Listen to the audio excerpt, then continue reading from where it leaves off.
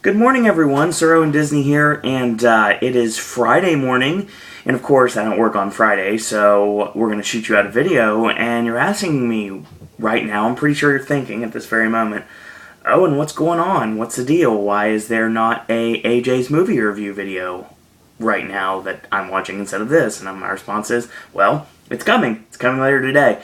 So, we actually got out of the counselor late last night, so I didn't have a chance to do a video of Impact last night, obviously, and I'd probably be able to do one this coming Thursday night for Halloween night because we're getting back from Ender's Game after 10, so after Impact ends at 11, I'll watch the show and then I'll recap it directly so it'll come out and be our Thursday video. But Thursday is also going to be the day, since it's Halloween, that I put up the Rocky Horror Tribute show from Halloween Horror Nights. And September 29th was when I taped that. So, we'll talk about that later. So, AJ's movie review is coming up later today. I don't know exactly what time it'll be up today because we got a really packed day. As a matter of fact, it's after 11 o'clock, and I got 2 hours to get ready. Obviously, I'm not ready yet. I'm just kind of like lounging around in my lounge gear right now, to be totally honest. And, shower, shave, get ready, and change because we are going to watch Bad Grandpa today, and then after Bad Grandpa we're coming back here to film the review, Bad Grandpa the Counselor, and what I will call To Be Announced, because we don't know exactly what will be on the video with it. Talking about a couple of movies, I believe it's called We Are Not Alone, I think that's what it's called, and Escape from Tomorrow. They may have to wait until next week, because AJ has been rapidly watching the movies to prepare for this week's epic Versus, which comes out on Sunday. So, Sunday's a big day. We got a big Versus coming out, with the Cryptocomic being Versus. Sunday is the WDW Today live podcast, where everything will be completely announced for the official Reunion 2013 hard ticket event, which I cannot wait for. And of course, Sunday is also Hell in a Cell, which I'll be recapping for this channel as well. So, there's a lot of stuff to do on Sunday, a lot of stuff to do this week, so I thought there would be a better time than not to do this. And oh, by the way, you're probably going to be getting an NXT and SmackDown recap on Sunday as well, before Hell in a Cell, because that's pretty much what we've been doing lately, so there's always that. Let's talk Impact. And before I start talking about Impact, I want to mention two things that are right off the top. So, there's a campaign that's starting called Where Action Never Ends. Now, apparently, Hulk Hogan and Eric Bischoff were working on this kind of a deal where TNA cameras would be following the talent everywhere. It's kind of like a reality show, basically. They'd be following them on the road. They'd be following them in the locker rooms. They'd be following them at their home life. And this would all be available on Facebook, Twitter, Instagram, and obviously here on YouTube.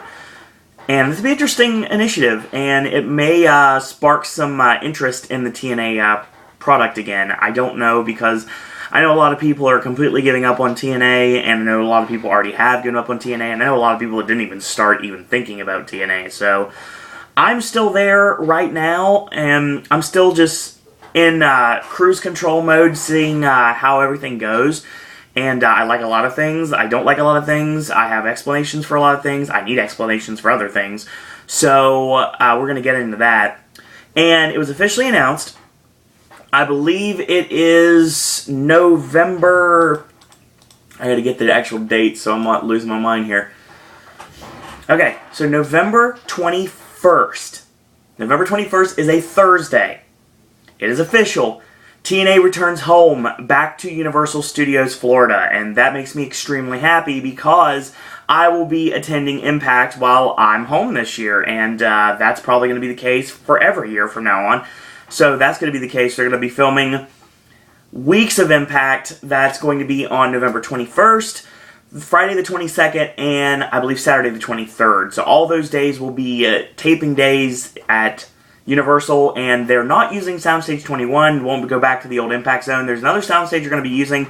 So Halloween Horror Nights is going to be able to use Soundstage 21 for Haunted Mazes for Halloween Horror Nights 24. So, Resident Evil and the Cabin in the Woods are in there right now.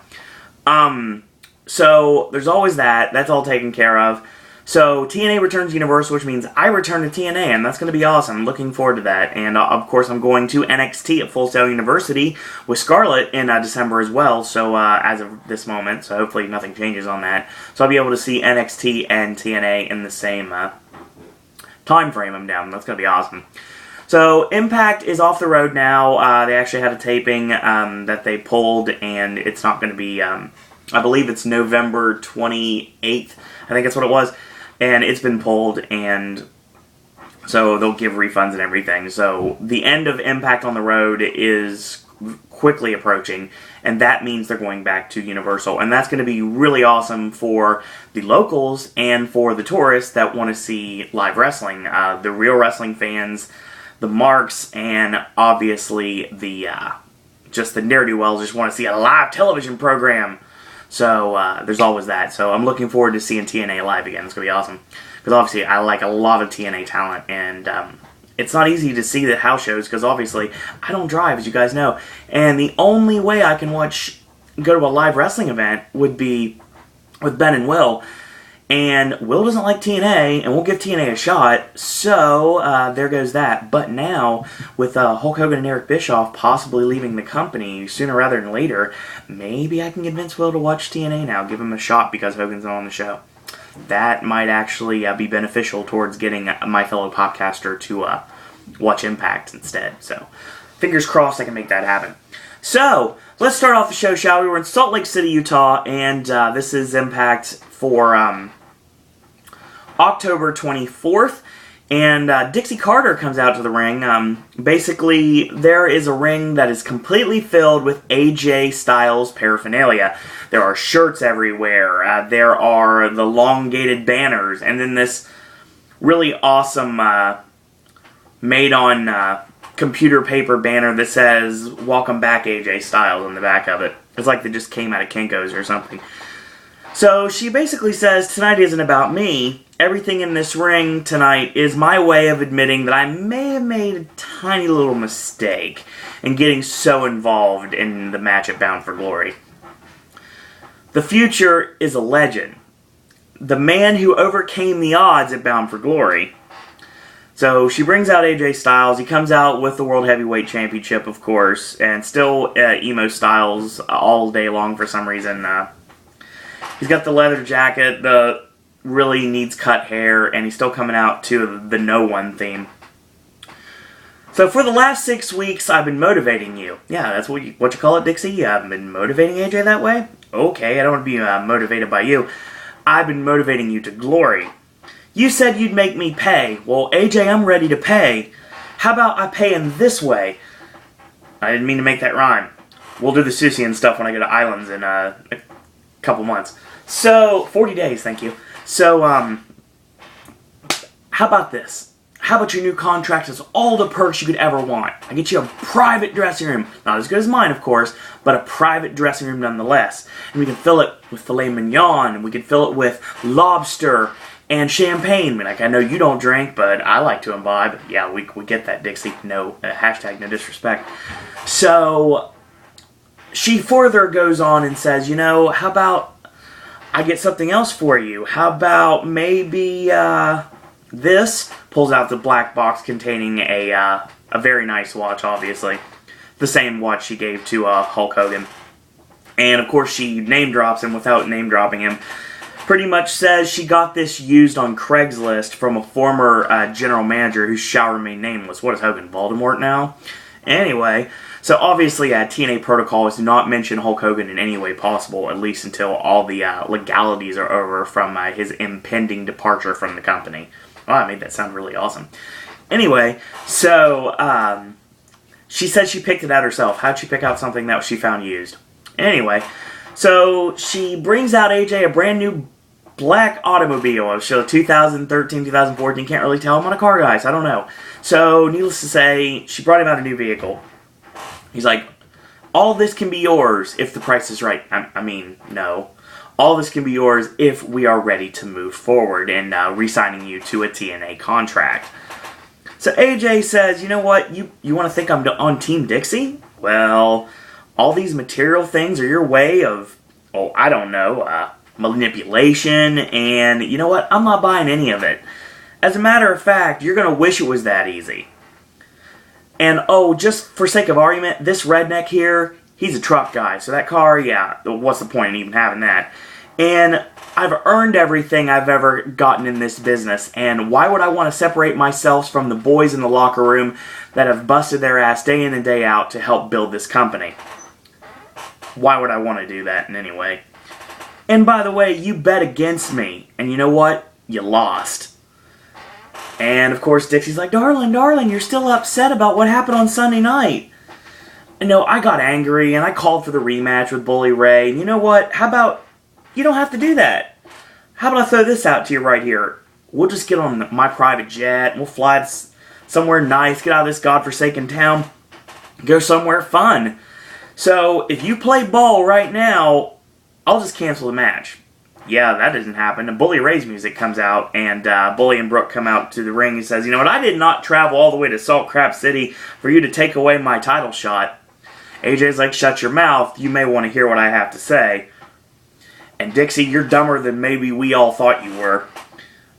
Because I'm not under any contract, I can make my own rules. I want to defend the championship, and Bully, I will beat you tonight. And Bully gets up in his face and is like, you know what? You're not fighting Dixie Carter. You're fighting me.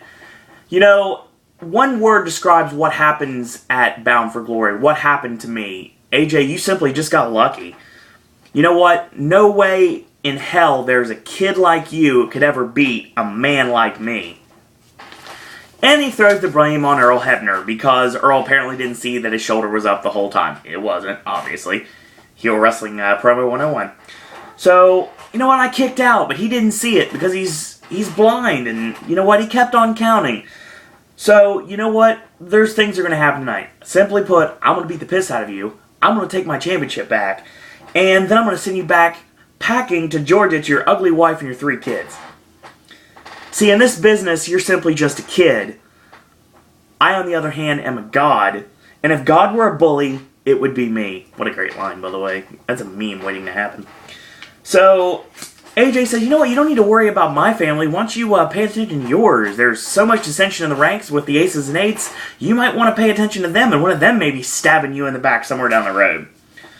So, as I read this note card here, after I beat you tonight, Bully Ray, I further solidify myself as World Heavyweight Champion. I will go into that crowd, into my people, and I will loudly proclaim, do you know who I am? I am the phenomenal AJ Styles. I am your TNA World Heavyweight Champion. So what happens? Sucker punch from Bully. So Bully and AJ fight it out. And they start brawling momentarily, and Bully just starts wrecking house everywhere and just destroying everything. So, of course, there's like shelves and stands, and he starts beating AJ with them and whipping him with them, and takes the AJ poster and breaks it over his back, and he sets up the table, of course, sets up AJ for the powerbomb. The lights go out. What's about to happen? Yes, you were expecting it, and sure enough, it does happen. Ken Anderson returns to TNA, runs down the aisleway, and not the ramp, and stops Bully Ray right dead in his tracks. They trade blows in the middle of the ring. He gets up in the corner, goes for the 10 punch, does an extra 8, so an 18 punch by Mr. Anderson, and he causes Bully to powder to the back. So that is the opening segment. Well, at least the opening segment before the first commercial break, because it continues.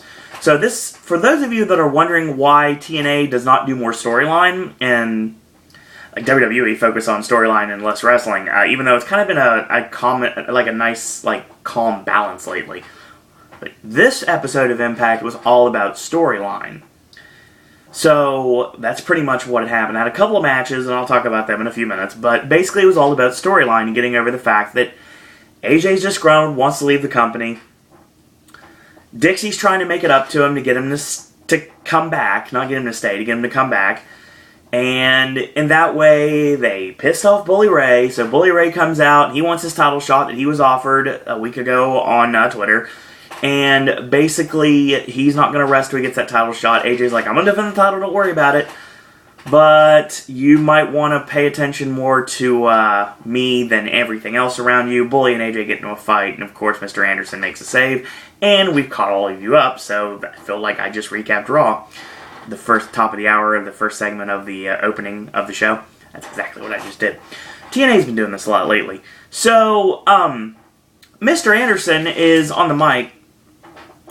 He says, you know what, I missed you guys. And you know what, does that mean that you miss me too? You know, I really miss Bully Ray, but I don't think he missed me very much. You know, he just cracks his neck back and forth. He's like, you know what, my neck feels real good. How about yours? Of course, he pounded away on the top of his head, like cranking his neck. Make complete sense, because obviously the unprotected pile driver is what put Mr. Anderson on the shelf for 2 months. Storyline perspective, obviously. While they were working on getting his contract renewed. And that means Anderson's back signed, and that's awesome, because I'm glad Mr. Anderson's back in TNA. He basically says, for the last 2 months, I've been watching at home, seeing what Bully Ray's been doing week upon week, and everyone's getting sick and tired of it. The guys in the TV truck are getting tired of it. The merchandise guys are getting tired of it. The boys in the back are getting tired of it. Management, the road agents, everyone. And I'm sure all of you out there are sick and tired of seeing Bully Ray week after week doing the same thing. So Dixie comes out with Atlas Security and stops Anderson dead in his tracks and basically says, you're not even supposed to be here. Why are you here? As a matter of fact, I'm going to remove you from my building. We're going to put the handcuffs on you. And Anderson's like, wow, I haven't been arrested in quite a while. So Anderson gets in the ring preparing for an attack. And of course he jumps two of the security guards. And then he pretty much just gives himself up. And he takes the handcuffs and he gets taken to the back. And of course he gets sent to jail. So we'll see what happens with this. Anderson is being the saving grace of TNA. I don't have a problem with that either. I think it's actually a good idea. AJ, of course, is the top babyface in the company. Makes complete sense. So, Mr. Anderson is going to be his second in command. It's as bad as it sounds. It's kind of like Cena and Bryan at this point. I don't want to try to compare TNA to WWE because, you know what, everybody does that. I'm sick of it. So, yeah, we're not going to talk about that. I try not to mention WWE as much as I can unless I'm, like, referencing where people used to be from. Like when I talk about Ethan Carter III in a few minutes.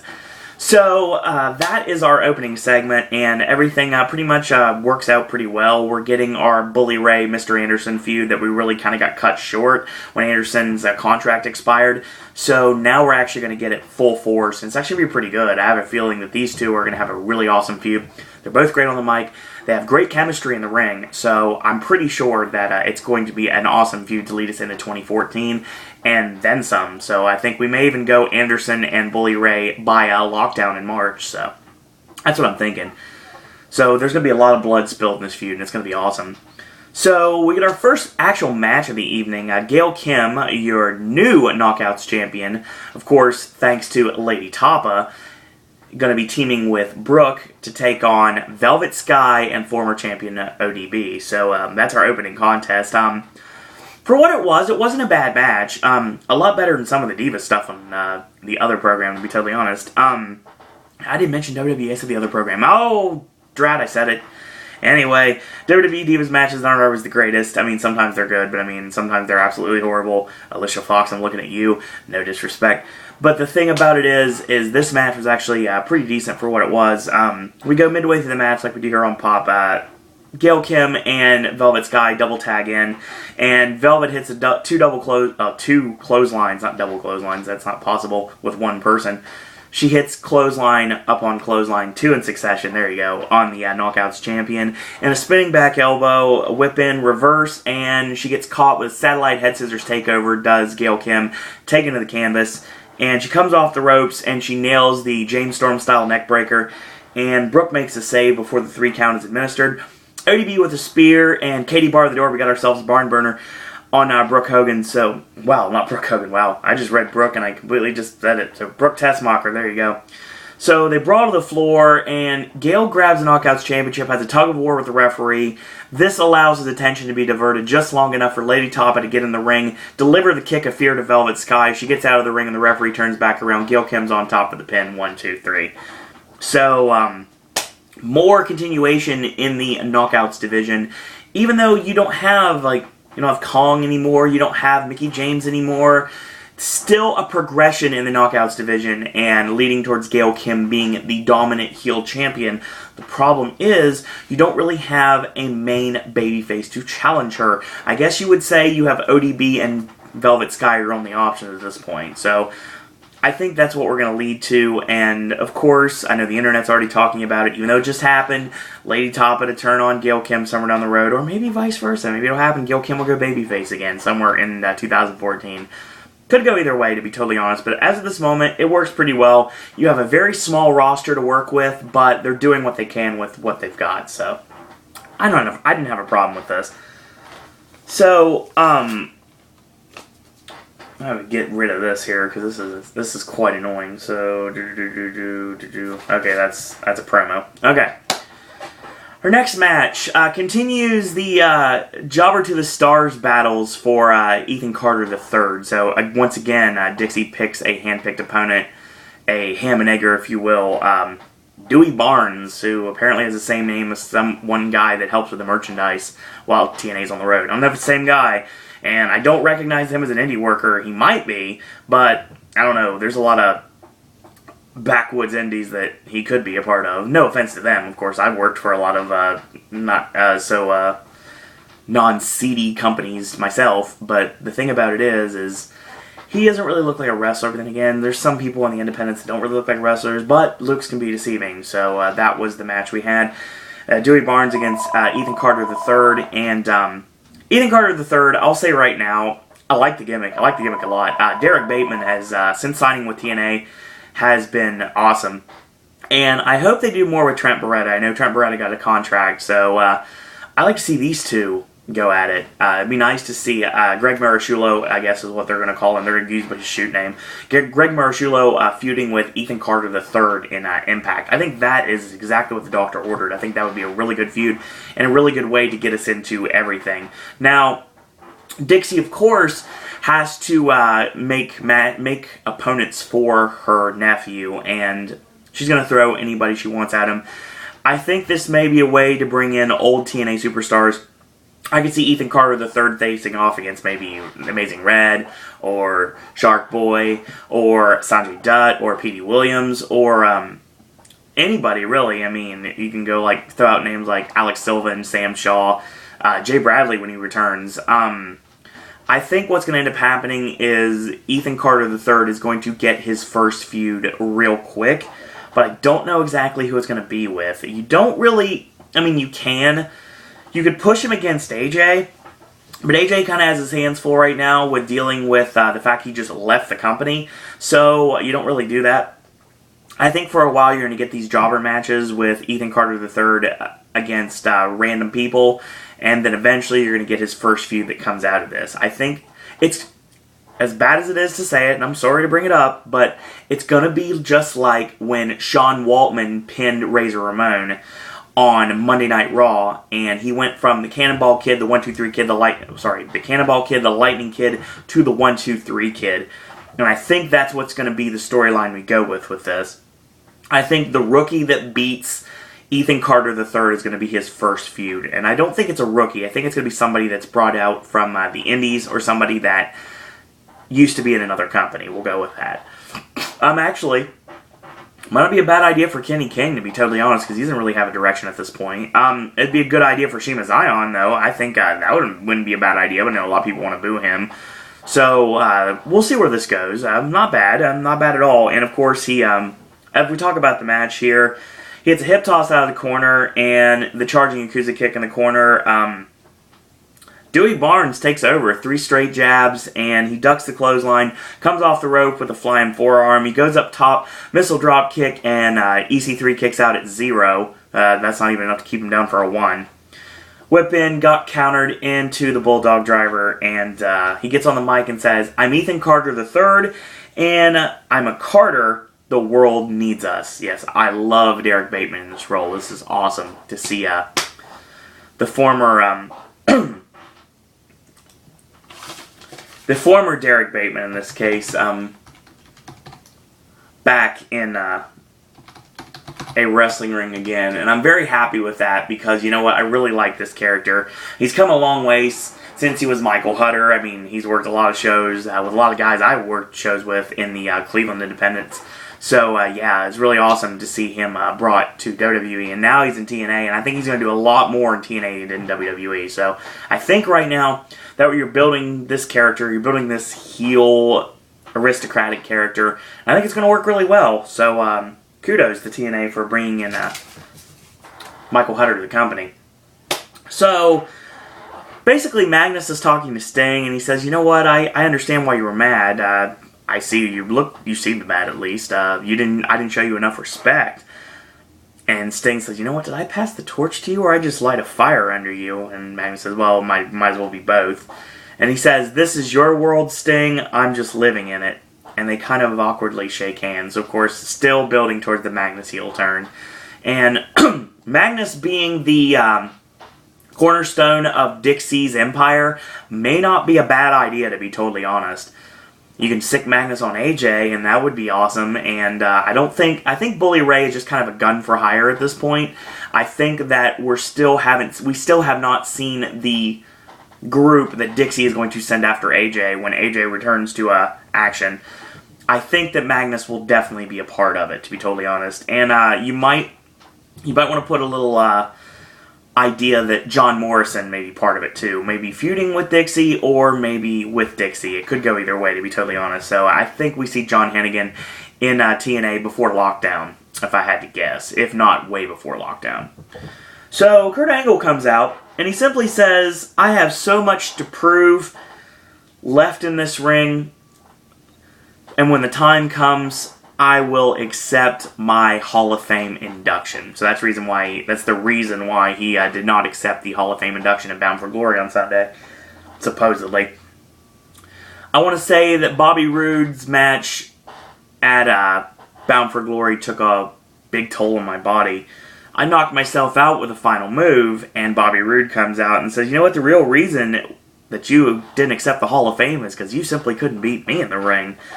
You know, it was a wise choice on your part because I beat you fair and square, right in the center of the ring. For 2 years, I had to live with the feeling of failure, the feeling I could not beat you for the World Heavyweight Championship. But now is the time, Kurt Angle, for you to feel my pain, for you to have that feeling of failure. Last Sunday, I beat you fair and square. And Angle goes, "You know what, you may be one bad SOB, but you're simply not better than me. I want to challenge you to a match right now, but you know, Kurt, I know you can't." He takes off the jacket, and he says, "I'd love to, but I can't." Actually, you can't. As a matter of fact, show the people what I'm talking about. And Roode pulls out a doctor's note, and doctor's note basically says that Angle is not allowed to compete tonight. Obviously, he's not cleared to wrestle. So he says, "You're right, I don't know how you got that, Bobby, but I'm simply not allowed to wrestle tonight." But it doesn't mean that the doctors can't sanction a fight. So they go at it, they brawl, Alice Security comes out again, hopefully getting paid for a double duty tonight. And they separate the two. And that's the end of the segment. Okay. So Bobby Roode and Kurt Angle. Roode, of course, a TNA original. Angle is becoming a TNA staple. Even though, of course, he made a lot of waves in WWE. He's had a lot of really awesome stuff happen to him in TNA. And you could make an argument that Angle is a TNA guy now. So, that being said, this is going to be an awesome feud. Two superstars that can wrestle, two superstars that can work, two superstars that can go on the mic.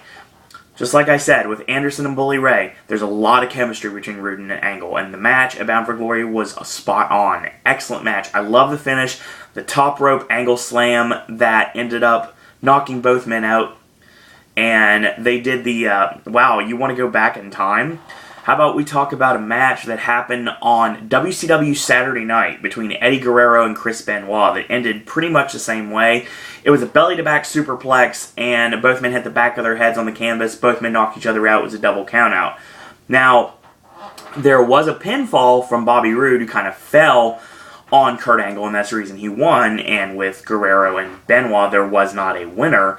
But you see what I'm talking about here, to be totally honest. So, yeah, I like this. I like this feud. I want us to go through, and I think it's going to go, obviously, into 2014, and I'm pretty sure it's going to go way past that. I think that this is going to be an awesome feud back and forth. Angle getting the upper hand most of the time, getting on the shorter end of the stick some of the time. It's going to be awesome to see how they go back and forth with this feud. I don't have a problem with it whatsoever. So, we get our main event of the evening coming up in a minute. But first, we get the Bromans come out, Jesse and Robbie E. And they're going to have ourselves a celebration. Once again, the ring is littered with stuff. We have a table, long press table, covered with a really tacky tarp you'd see at a club. A lot of popping collars, and there's protein bars, and there's bottles of some form of alcohol, and there's those party poppers, you know, the things that you pop and the streamers come out. So yeah, they're in the ring, and there is a DJ spinning in the middle of the ring, and Taz called him DJ Salami, and apparently when Robbie E introduces him, he's DJ .O! So DJ Andrew Dice Clay gonna sue somebody. So Robbie E says, "Is this the party or what, bro? You see, Sunday at Bound for Glory was the biggest night in the bromance history. But you can't well, long day." So this starts the crowd with a "You can't wrestle" chant. And of course, they have to be talking about Jesse, because we all know Robbie E's awesome. So they start getting on Jesse's nerves, and there's about 3 people that you can hear in the background saying, the whole crowd, "You can't wrestle." 3 guys saying, "Yes, he can," putting over the fact that Robbie E definitely can go. Because Robbie E and Jesse did what everybody, and he gets interrupted, of course, by the modern day Viking and his skinny jeans, Pot Kettle later on in the promo, and of course Cowboy James Storm looking like he just came from some sort of a wedding reception. And they come out, and of course they take to task what is being said. It's like, somebody said party, he chugs the alcohol, and he looks at the DJ, says, "DJ Anus, get the hell out of my ring." So, to entice him to leave the ring, he breaks the table, and of course, the DJ equipment goes everywhere. So, they bomb out, and he hits the floor, and that's the last we see of DJ .O for the remainder of this promo. He says, "You know, we're going to take your alcohol, and we're going to take your protein bars." It's funny, because Storm is chugging this bottle of whatever alcohol, and Gunner is just staring at Jesse and Robbie E and just eating the protein bar. It's kind of like a jock at the beach. Is like, "I just ate your food, ha ha." So yeah, that's pretty much what he does there. He's like, "You know, you can keep your little sister skinny jeans," which is funny because Gunner's wearing tight jeans too. So yeah, Pot Kettles, like I said earlier. "This will be the shortest reign in history. Next week we will take the titles back." One other team has to interject themselves. That would be the Bad Influence. Kaz comes out with Christopher Daniels, and he says, "What I'm looking at is 2 bros, 1 brain, a crying cowboy, and a wannabe Viking." So, what you're looking at is the best tag team in the business. So, we're going to position ourselves for a tag team title shot to become the World Tag Team Champions of the World for the 3rd time. Looks at the bromans like, "Bromans," or bromans in this case is what they call them. "Friends, bromans, countrymen, bring me your O!" Now, wow, that was bad. So, even I know that was bad. So, basically, it's like bromans, it's 3, it's like this, like 1, 2, 3. It's like basically saying that Guidos can't count. That's pretty much what they were alluding to. He's like, Daniel says, whatever Kaz just said, "You know what? You have the entirely wrong beverages at your party. Beer is simply for lower class. Champagne is for pretentious posers." And of course, James Storm drinks the Appletini. He's like, "This sure as hell ain't beer." And he throws it in Daniel's face, and actually, Gunner tosses it in his face after he takes it from James Storm. He tosses it in Daniel's face. Daniel sells the eyes, and we get a brawl between all the teams involved. Joseph Park and Eric Young hit the ring, and Daniels gets up and shatters the bottle over the head of Park. Park sees his own blood, and you can connect the dots from here because he basically causes everyone to powder. Eric Young is getting pounded on in the corner by Jesse, and everyone else has hit the floor because they're smart. Obviously, Jesse does not know that Joseph Park is behind him. Joseph Park sees him turn around. He choke slams Jesse and leaves him laying. They chase the bad influence to the back. So, once again, we are building on a tag team division in Impact Wrestling. And again, I don't have a problem with it. Because you have the Bromans as the tag team champions, just won the championships. That's fine. I like this. I like the team. Basically, I just like Robbie E. Jesse is just a roided up version of Jamie Kennedy. Or Matthew Lillard. Yeah, that's what I said in the video the other day. Roided up version of Matthew Lillard. Anyway, no offense. He doesn't do roids. He's a naturally born genetic wonder. Anyway, so we have this on our hands. We have the Bromans as tag team champions. Then you've got the Bad Influence, of course. They want the titles back for the third time.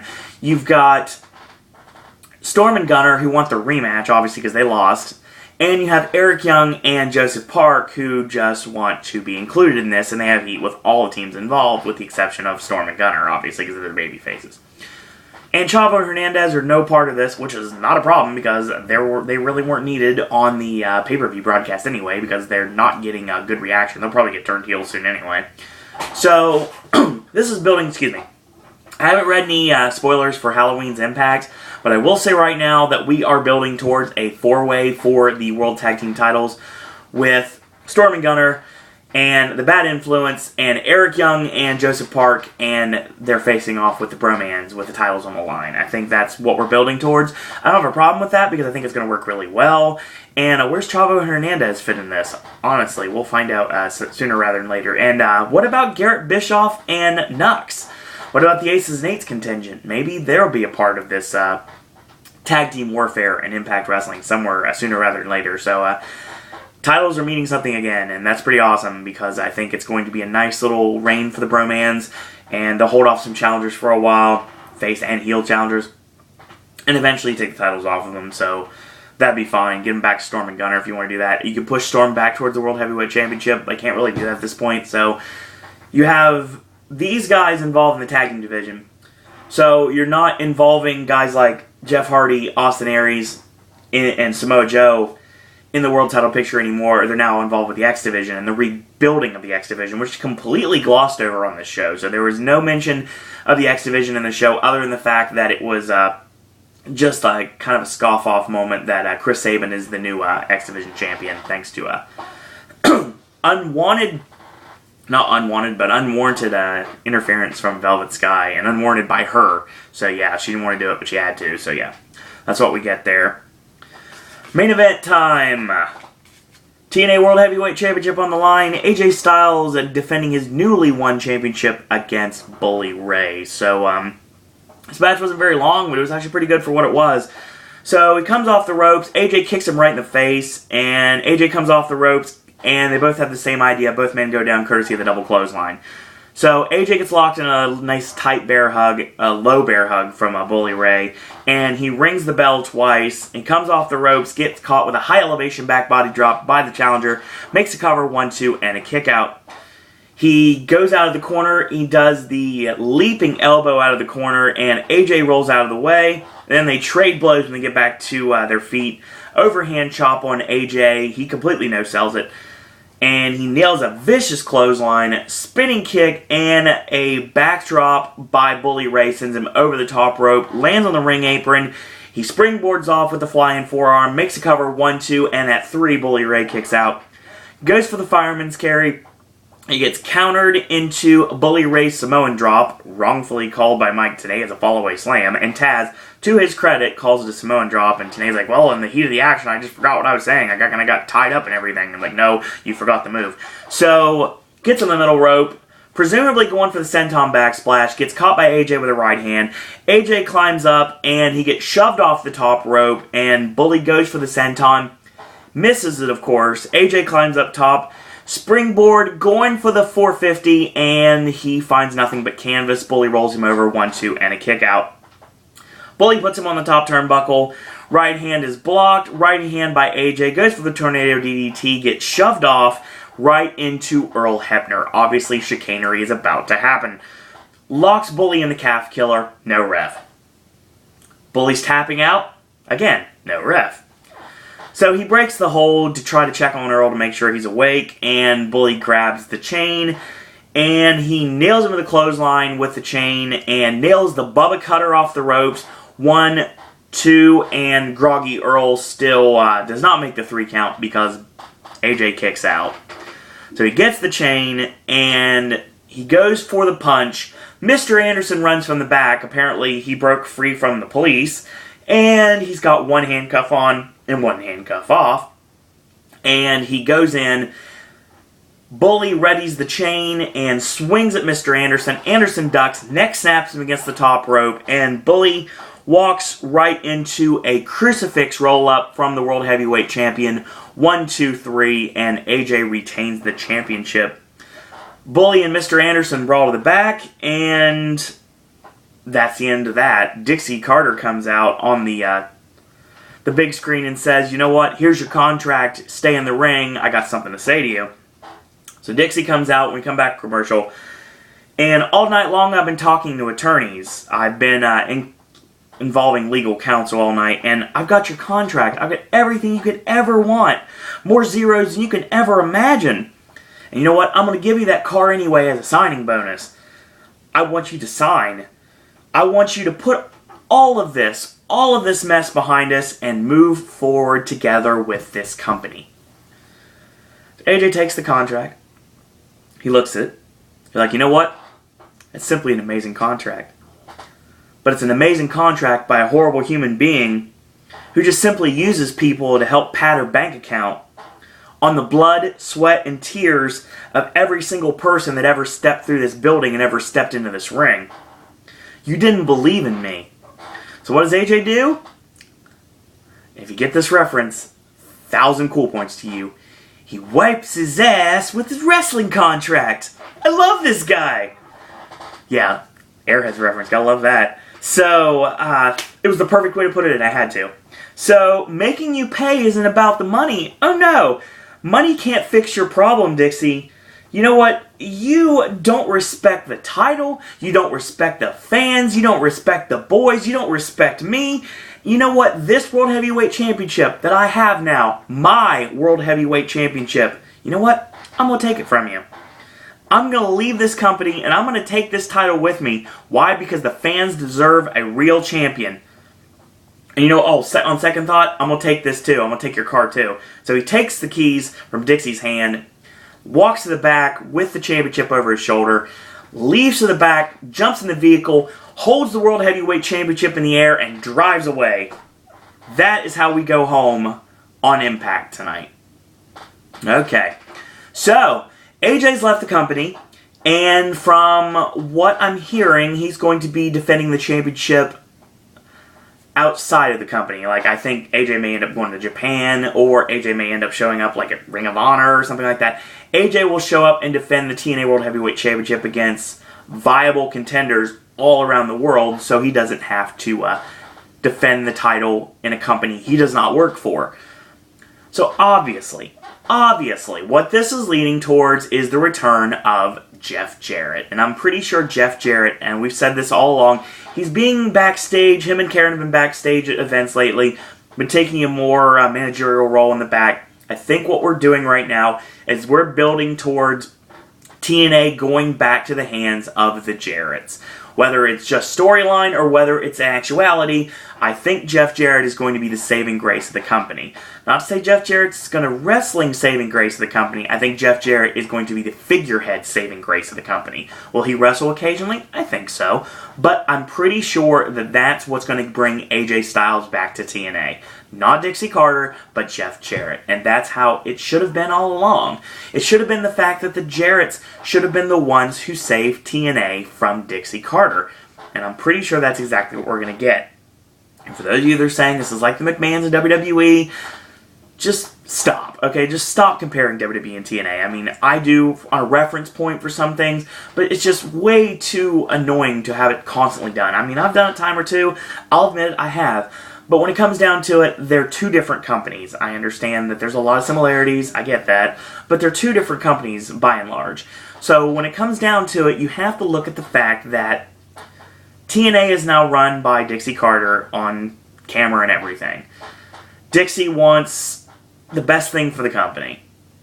And the best thing in her mind for the company is get the title off AJ. And regardless of what's going to happen, I think this is going to lead to Chris Daniels as a world title reign. I'm pretty sure this leads to Chris Daniels' world title reign.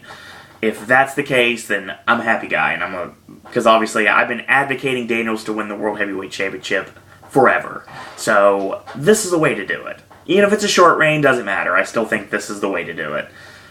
So Dixie goes to the bad influence and says to get rid of AJ, because they're the only people to know how to get into AJ's head better than anyone else, because they're his former best friends, so obviously they know him better than he knows himself. So that's exactly where you go with that. Bully, like I said, a gun for hire. He's going to be feuding with Mr. Anderson. That feud will continue throughout the year and into 2014. And I think AJ will probably show up sporadically, and the title is pretty much going to be held hostage right now by AJ Styles. I don't have a problem with that. Business as usual with TNA for the foreseeable future. So, who knows who Dixie is going to enlist the help in and trying to get the World Heavyweight Championship back in the company. So, I think Jeff Jarrett is going to be the one who brings AJ back to TNA. I think a babyface Jeff Jarrett brings AJ back to TNA. I think that Jeff Jarrett end up getting the Carters off television, and the only person I think that's obviously going to stay on television is Ethan Carter III, because in name only, storyline name only, he's the only person that needs to be on the show. Obviously, we won't see him Surge anymore or anything like that. He's not even involved in this, thankfully. So, other than getting the guitar shot from Jeff Jarrett, ironically enough, back in the day. So, I say that that's where we're going with this. Jeff Jarrett's going to be the saving grace of the company, at least as a figurehead speaking. TNA returning back to Universal is going to be amazing, and they're going to be able to get some of their money back and maybe rehire some talent that should not have been let go in the first place. Luke Gallows, looked at you, sir. So that's Impact for this week, and interesting show. Storyline perspective, a lot of progression. Wrestling-wise, not so much. Okay matches for what they were, but nothing too spectacular. The main event was pretty good, and there's always that. So in the meantime, we'll be talking Impact again on this coming weekend. And actually, we'll talk Impact probably on Halloween night, maybe. Halloween night or November 1st, one of the two. Either way, you're going to be getting Impact talk. And wrestling fans, you can join me again. A lot of wrestling content this week. So we got today, and of course, we have NXT and SmackDown on either, I'd say Sunday probably, because Saturday is kind of a packed day as well. Unless I do it Saturday night, which might happen. It may be a surprise to come up on Saturday, but most likely Sunday. Sunday, we'll talk NXT and SmackDown. Sunday night / Monday morning, we're going to be talking Hell in a Cell, which I'll be recapping for Pop, so look forward to that. And other than that, of course, a lot of content coming this week. Got a brand new Ben video putting over his band Real Muppet Dinosaurs. That's coming next week. And Ben saw Alice Cooper, so we're going to get a recap of that soon. May get that video on Monday or a couple days after that. Ben may be coming over to film on Monday, so hopefully that'll be the case. And a lot of AJ content this week. So AJ's movie review coming later today. Tomorrow will be the Versus for Outer Space, and our October predictions for the Big 8 Oscar categories. That's going to come out, and Sunday will be the biggest verses of them all. And, of course, WWE Today Live podcast and Hell in a Cell. So a lot of things still to come later in the week. In the meantime, if you like these videos, tell your friends about them. Leave a comment. Do subscribe. Subscribe is the word. Pop is the word. So obviously everyone knows that by now. So 16,000 views in under a year. Can't be wrong, folks. If you want to help spread the word about the Popcaster Revolution, give your thoughts, ideas, comments, and opinions, you can do it 3 different ways. In the first way, you can tweet me. If you want to find me on Twitter, you can. It's at SurOwenDisney. If you want to send me a good old-fashioned email, you're more than welcome to. It's SurOwenDisney@gmail.com. Or if you want to friend me on Facebook, very simple, very easy to find, Owen Disney. Me, Tim, and Jen, Halloween Horror Nights, outside of Rip Ride Rocket at the Lockers. Very easy picture to find. In the meantime, thank you guys and girls out there for watching. I'm going to go watch Bad Grandpa in about an hour and a half, and then we're going to watch Rosemary's Baby and The Exorcist in Athens tonight. And tomorrow, I gotta work, so there's always that. So, until tomorrow, boys and girls, that's all I gotta say about that.